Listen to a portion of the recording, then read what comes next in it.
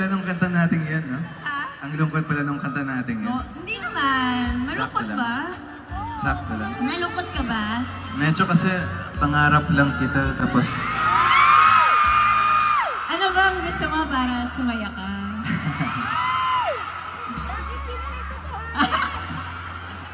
Hindi na ako nagsasalita dito sa gilid. Bahala na kayong dalawa. sorry. Alright. Oy, wala. Kilig ba kayo doon?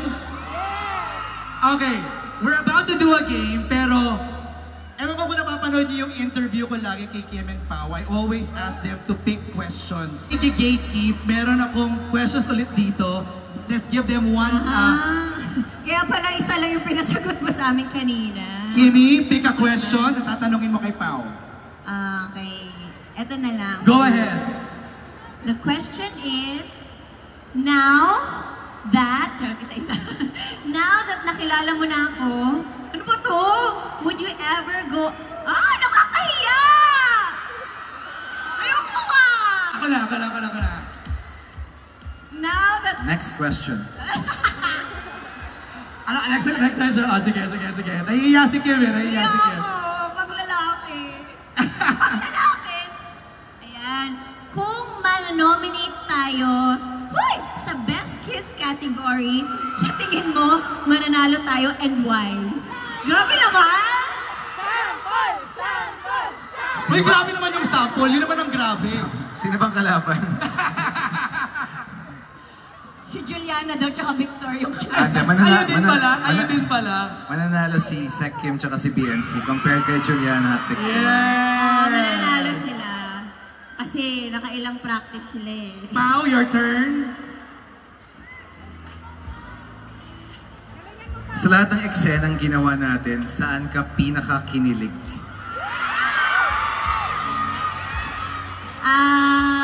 Saan ba? Sa lahat. Tawag-tawag siya. No, direct.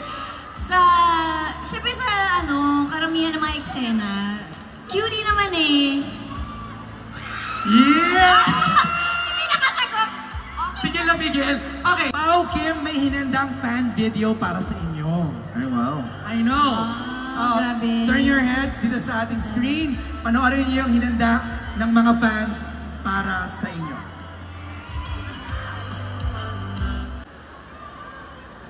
Well, I think View changed everybody's life because it's always leaving us wanting more after each episode and makes us feel all the kilig and happiness that you can't take away and making us stay up late waiting for the midnight drop of each episode. Every episode talaga inaabangan ko yung What's Wrong with Secretary Kim. Hindi ako natutulog hanggat hindi ko napapanood yung mga new episodes na ilalabas nila.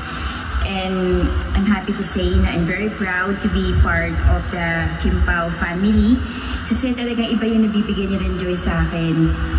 Kapag stress ako sa work or stress sa bahay, manood lang ako ng show, nagbibigay sa akin talaga ng good vibes yun. Well, the Philippine adaptation of What's Wrong with Secretary Kim captivates the hearts of the viewers as View combines the two best actors, or I can say great actors of the Philippine industry, and that is Kim and Paolo.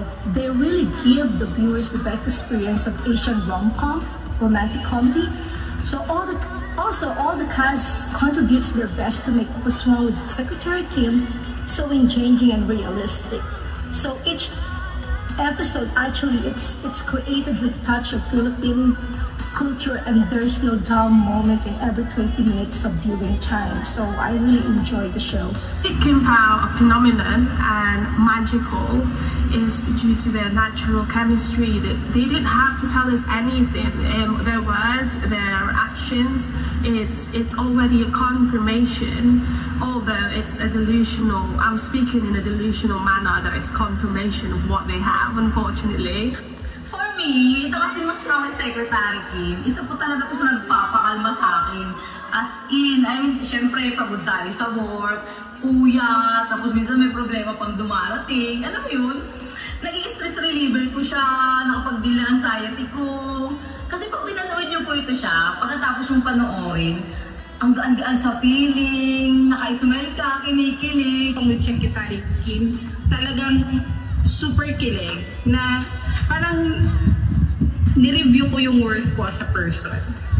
Nireview ko yung pagiging ako, yung pagiging happy person ko. Parang it brought myself back, my happy person as I am. So, thank you so much, View. Thank you so much, What's Wrong with Secretary Kim. I love Kim Pao. I love View adaptation of What's Wrong with Secretary Kim. Lalo na yung ending. Oh my gosh, parang gusto ko na magpa-renewal of vows na kaming mag-asawa dahil sa inyo. Doon sa beach na yon. Saan ba yon? Reveal! What's Wrong with Secretary Kim? Kasi dahil sa show na to, sobrang busog kami sa love, happiness, kilig, lahat yata ng emosyon naramdaman ko na dito. And every episode may matututunan ka talaga. Sobrang namimiss ko magpuyat, makipag-Twitter party every 12 midnight. Ayun, thank you. Especially to my mains, Kim Pao, kasi kayo talaga yung naging source of happiness ko. Marami kayong napasaya. Nakakalungkot kasi tapos na. Iyak ako. Thank you so much. And we love you, Kim Pao. Grabe! Anong reaction ni Kim? Microphone please. Reaction nyo sa yung napanood na fan video. Nakakataba ng puso. Hindi namin in-expect na malaki yung impact sa buhay nyo, sa happiness ninyo. At mas nabibigyan po ng kahulugan yung mga ginagawa namin kapag nakakita po ako ng mga ganitong video. So, kung nagpapasalamat po kayo sa Kim Pao at sa palabas na What's Wrong with Secretary Kim, kami po personal nagpapasalamat sa inyo dahil kayo po talaga yung nagiging inspirasyon namin. Kung hindi po dahil sa inyo, hindi rin po ganun magiging successful tong show at hindi rin po ganun magiging kalakas yung drive namin para gawin tong palabas na ito. Salamat po sa inyo. Nice, Pao. Kimi? Yes, again, maraming salamat. No words can describe kung gaano kami kasaya ngayon sa pagtanggap ninyo. Mapa-online man yan,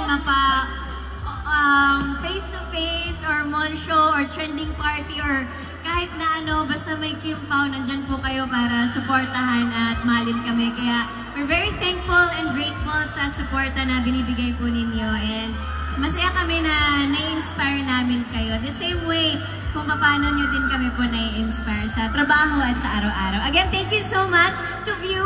Maraming salamat for giving us What's Wrong with Secretary Kim, to our directors, our staff, co-actors, sa lahat na bumubuo ng What's Wrong with Secretary Kim. Maraming salamat po. At lalong-lalo na po sa inyo, sa mga sumubaybay. Salamat po.